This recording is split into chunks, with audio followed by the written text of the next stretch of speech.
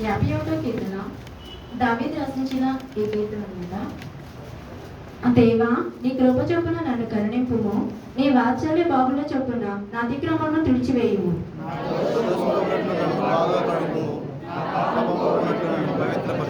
నా అతిక్రమంలో నాకు తెలిసే ఉన్నవి, నా పాపం ఎన్నప్పుడు నా ఎదుటే ఉన్నది.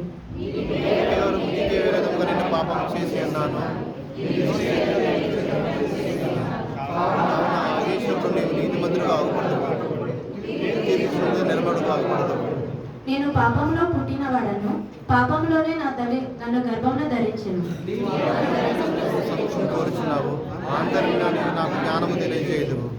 నేను పవిత్రపడినట్లు హిసోపుతో నా పాపము పరిహరింపుము, హిమము కంటే నేను తెల్లగా ఉన్నట్లు నీవు నన్ను కడుగుము.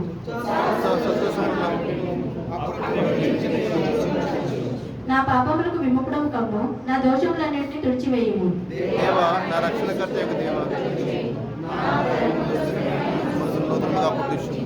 నీ సన్నిధిలో నుండి నన్ను త్రోసివేయకము, నీ పరిశుద్ధాత్మను నా యొద్ద నుండి తీసివేయకము.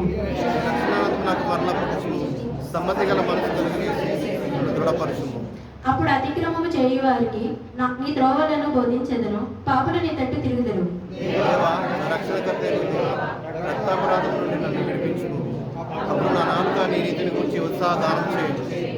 ప్రభువా, నా నోరు నీ స్తుతిని ప్రచురపరచినట్లు నా పెదవులను తెరువుము.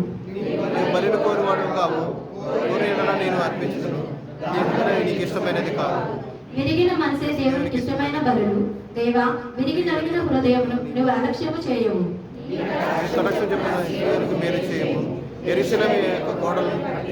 చివరి వచ్చిన మందిరం చదువుకున్నామండి.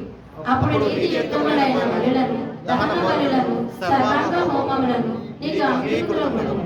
అప్పుడు జనులు నీ బలిపీఠం మీద పొడలు నడిపించదు. ఈ పరిశుద్ధ వాక్యం మన వినికిడిలో ఉంచి దీవించి మనల్ని చివరి వరకు నడిపించిన గాక. ఆమేన్.